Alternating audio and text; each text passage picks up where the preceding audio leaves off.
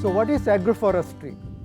You have so many benefits because of integration of trees within the landscape. I understand there are management issues because people don't like trees in the farm. But if you plan properly, you can show so many benefits. It takes about 500 years on average to produce 1 centimeter of soil.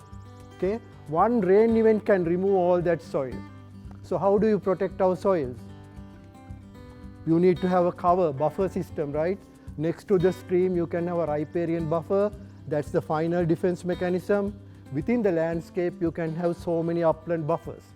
We are kind of mimicking here what is grazing and pollution that comes from grazing, and we are studying here groundwater and also surface water. This is the agroforestry buffer, and the other one is the grass buffer, this one over there. What is the difference between them?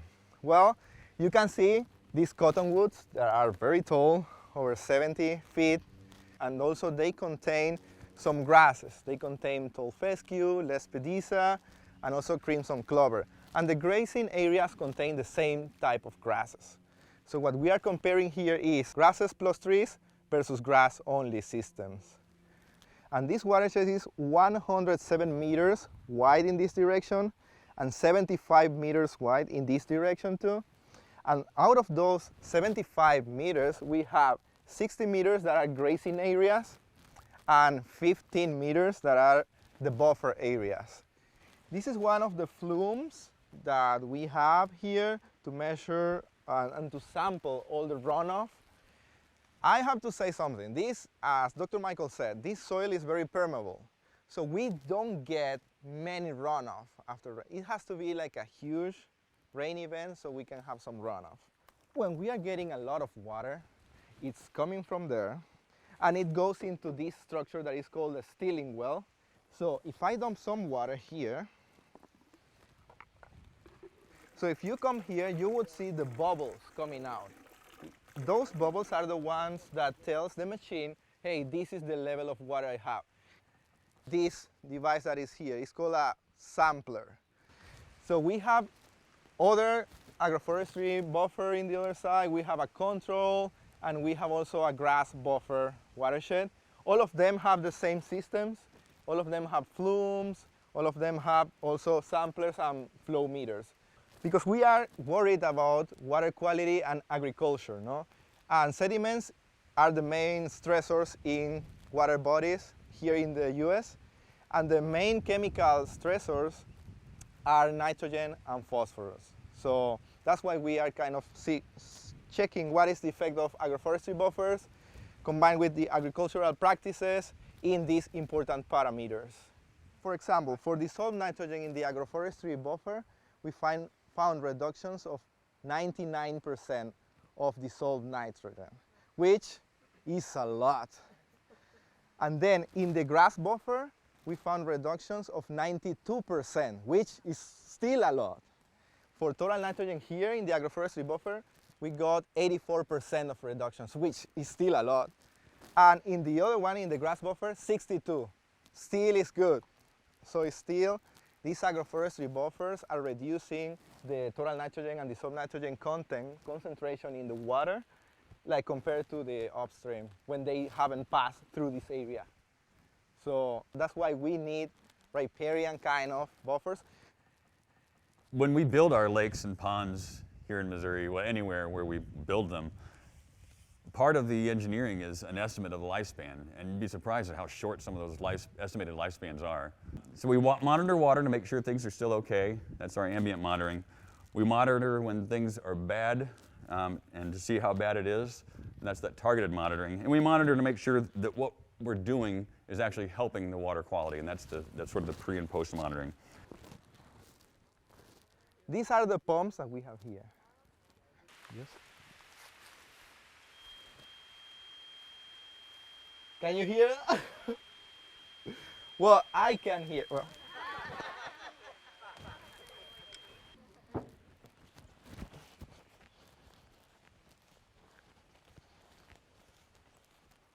When I come here, I have to take all the levels and also get my water samples for analysis. And what I do, for them not to touch themselves, I put this in the middle.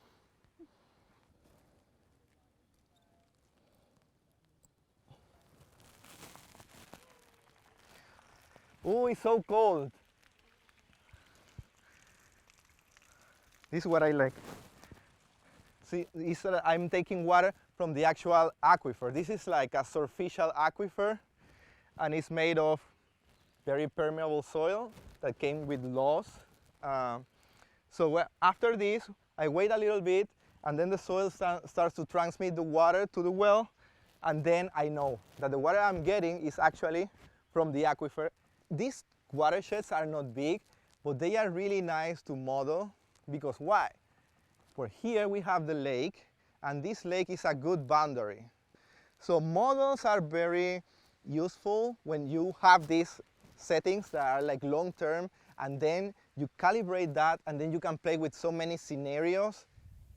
So here we've dropped out of that nice lush hill down into the Missouri River floodplain.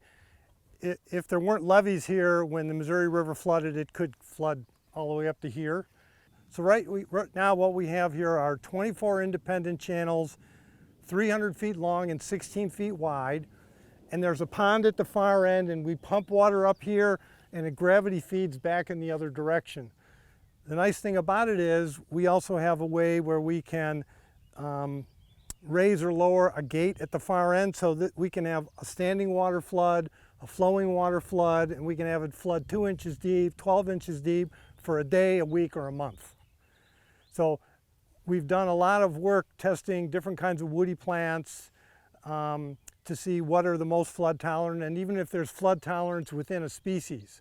When we have these big floods along the Missouri River, we found that if you have 300-foot wide swath of trees between the levee and the river, the levees do not break. They absorb all the energy. So that's how we're taking advantage of, learning from the floodplain. The far side here, also in the floodplain, is a germplasm repository of native pecan. So every one of these trees, or almost every one of these trees, is a grafted named variety. We've got this all mapped, and there's more than 70 different northern origin pecan cultivars. These were established in the late 1990s. So all of the original plantings of chestnut, pecan, and walnut were planted by one of our former colleagues in our center named Dr. Ken Hunt. So we're in the shade of his legacy. The critical thing about pecan is you have to have a lengthy period of warm night air. If you don't have enough warm night air, the pecans don't fill the nut. But we are trying to find the most scab-resistant, best nut-producing cultivars for the very northern part of the natural range, which is roughly around here. Again, it's a floodplain adapted tree. The only trees that really survived, that were sitting down there for years and years and years after '93, were huge pecans. So even though they were sitting underwater in leaf for over a month, they kept growing. They were fine. So first of all, looking just at the reductions in soil loss, again, Ranjith was mentioning some of this. No question that when we talk about water quality, that sediment is a big issue. We tend to think, first of all, about fertilizers and pesticides, but the sediment, just the soil itself, can be an impact on our water quality. And we're losing, on average, about 2.7 tons a year across the U.S. This is depicting a field that's cover crop and no-till. We've got terraces that got perennial cover on them, which a lot of times we don't have that anymore in Missouri. They're just farmed right over. We've got some riparian buffers. If we can stack these practices together in the landscape, we find that we can reduce 95, 98% of the nutrient and pesticide loss from the landscape. So that's really the key, I think, going forward. And I think as we look at some of the USDA initiatives with climate smart practices, this is something a lot of people have ambitions for. So I know many of you are trying to promote this, and it's just something I'm excited about, trying to put these practices together. If you get on the soil health bandwagon, you're just continually asking the question, well, how do I make my soil better? How do I make it better? How do I reduce tillage? How do I reduce herbicide? So if you look here, what we decided based upon the University of Missouri, we decided to plant a bunch of chestnuts in an alley cropping situation. So we have 350 ewes.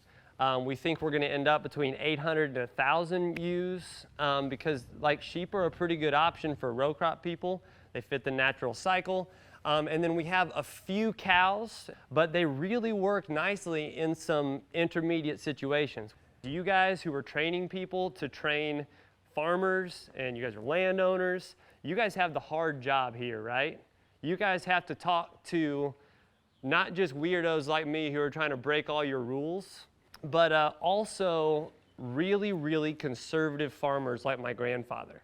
These options create these opportunities for imagination, right? If we can rethink what farming could look like and rethink what people are good at, then we can start to say, okay, well, maybe we can make money different ways.